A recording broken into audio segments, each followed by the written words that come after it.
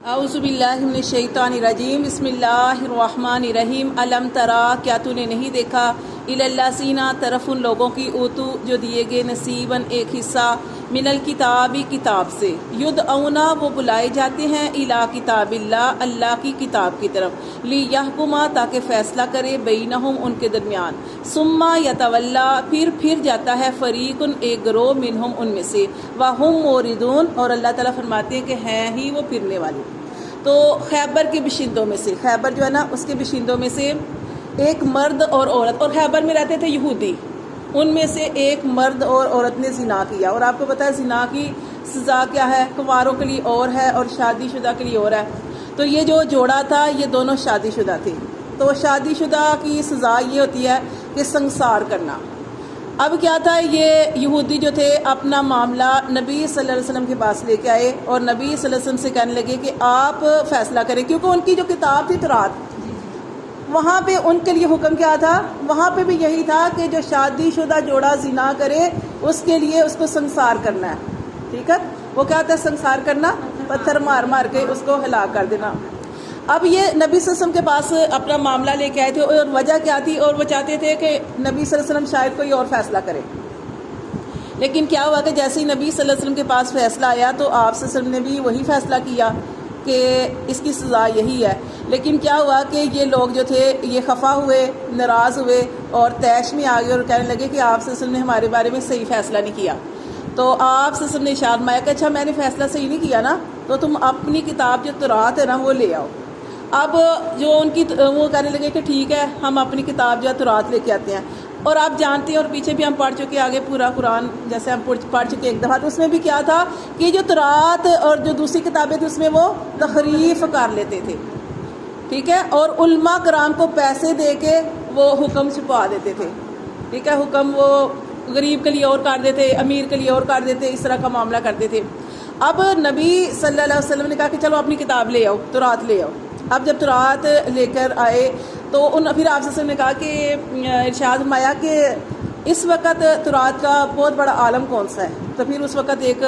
آدمی تھا عبداللہ بن ابن سوریہ اس کا نام تھا، تو آپ سے کو بتایا گیا کہ وہ تورات کا بہت بڑا عالم ہے، اس کو بلایا گیا، وہ مدینے میں آیا تو آپ سے فرمایا کہ چلو تم تورات جو ہے نا وہ پڑھ کے بتاؤ۔ اب تورات وہ پڑھ کے نا وہ جو حکم تھا، جیسے ہی وہ حکم آیا اس نے اوپر ایسے ہاتھ رکھ دیا اور اس کو چھوڑ کے نا آگے پڑھنا شروع کر دیا۔ اچھا، اس وقت محفل میں عبداللہ بن سلام رضی اللہ تعالیٰ عنہ صحابی موجود تھے۔ اب عبداللہ بن سلام کون سے تھے؟ عبداللہ بن سلام اس سے پہلے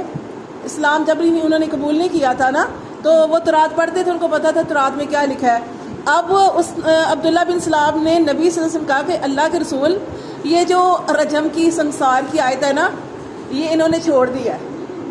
یہ انہوں نے چھوڑ دیا ہے، اور یہ کتاب کے اندر لکھا ہوا ہے کہ وہاں پہ بھی یہی حکم ہے کہ جو شادی شدہ جوڑا برا کام کرے گا تو اس کو یہ سنسار کیا جائے گا۔ پھر وہ اٹھے اور دیکھا تو انہوں نے اوپر ہاتھ رکھا ہوا تھا، پھر ہاتھ اٹھایا، پھر انہوں نے عبداللہ بن سلام نے وہ پڑھ کے نا تو وہ بتایا، پھر یہودی ظاہر ہے اس وقت ذلیل بھی ہوئے، خفا بھی ہوئے اور واپس چلے گئے اس طرح۔ تو یہ اس کے بارے میں آ رہا ہے کہ یہ اپنی کتاب پہ یہ دیکھ رہے ہیں، یہاں پہ آ رہا ہے کہ اللہ تعالیٰ فرماتے علم ترا، یعنی بڑی حیرانگی سے نہیں جیسے کہا جاتا ہے کہ کیا تو نے ایسے لوگوں کو نہیں دیکھا، اوتو نصیباً کہ جن کو ایک حصہ دیا گیا تھا من الکتاب کتاب سے، یعنی ان کی کتاب تورات، یدعونا وہ بلائے جاتے ہیں الی کتاب اللہ اللہ کی کتاب کی طرف، لیحکما تاکہ فیصلہ کرے بینہم ان کے درمیان، ثم پھر یتولا پھر جاتا ہے فریقن ایک گروہ منہم ان میں سے، اور اللہ تعالیٰ نے ان کی صفت بیان کی۔ صفت کہتے ہیں کہ کسی کی اچھائی یا برائی کو بیان کرنا۔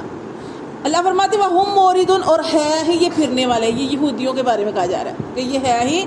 پھرنے والے، اراض کرنے والے۔ پھر اللہ تعالیٰ نے آگے ارشاد فرمایا ذالک یہ بھی انہم اس وجہ سے قالو کہ انہوں نے کہا لن تمسنا النار کہ ہمیں ہرگز آگ نہیں چھوئے گی الا ایام معدودات مگر چند گنتی کے دن۔ اچھا، اور کیا یہ دعوے کرتے تھے کہ ہم اللہ کے لاڈلے ہیں، ہم اللہ کے چہیتے ہیں، ہم سارے نبی ہمارے اندر آئے، بنی اسرائیل میں سے آئے، تو ہم تو جنت میں جائیں گے۔ ہاں، ان کے علماء نے یہ ان کو بتا دیا تھا کہ جو 40 دن تم نے بچڑے کی عبادت کی ہے نا، وہ بس 40 دن تم جہنم میں جاؤ گے، اس کے بعد تم جنت میں چلے جاؤ۔ تو ان کا یہی گمان بن گیا تھا کہ ہم نے 40 دن جو ہے وہ جہنم میں جانا ہے، اس کے بعد ہم نے جنت میں جانا ہے۔ اللہ تعالیٰ نے قرآن مجید میں ایک جگہ پہ ارشاد فرمایا کہ ان سے پوچھو کہ اللہ نے ان سے وعدہ کیا کہ تم نے صرف 40 دن جہنم میں جانا اور اس کے بعد جنت میں جاؤ گے. اللہ نے وعدہ کیا. اگر اللہ نے وعدہ کیا تو اللہ تو اپنے وعدے کے خلاف نہیں کرتا، لیکن یہ اپنے پاس سے ہی اس طرح کی باتیں کرتے ہیں. تو اللہ فرماتے ہیں یہ لوگ ہیں ہی ایسے کہ یہ کہتے ہیں کہ ذالک بانہم قالوا لن تمسنا النار، کہ ہمیں تو ہرگز آگ نہیں چھوئے گی، الا مگر ایام معدودات، مگر چند گنتی کے دن. وغرہم، اللہ فرماتے ہیں ان کو دھوکے میں ڈالا، فی دینہم، ان کے دین میں، ما کانوا یفترون، جو وہ جھوٹ بولتے ہیں. ٹھیک ہے. فکیفا، اللہ فرماتے کیسا ہوگا، پس کیسا ہوگا، اذا جمعناہم، جب ہم ان کو جمع کریں گے، لیومن، اس دن، لا ریب فیہ، جس میں کوئی شک نہیں، یعنی قیامت کا دن. ووفیت، اور پورا دیا جائے گا، کل نفس، ہر جان کو، ما کسبت، جو اس نے کمایا، وہم لا یظلمون، اور ان پر ظلم نہیں کیا جائے گا. اللہ تعالیٰ فرماتے ہیں قیامت کے دن اللہ فیصلہ کر دے گا. کسی نے، وہ جیسے ہم نے اینڈ والی صورتوں میں پڑھا نا کہ کسی نے اگر ذرا برابر بھی کوئی اچھائی یا برائی کی ہوگی، اللہ اس کو بھی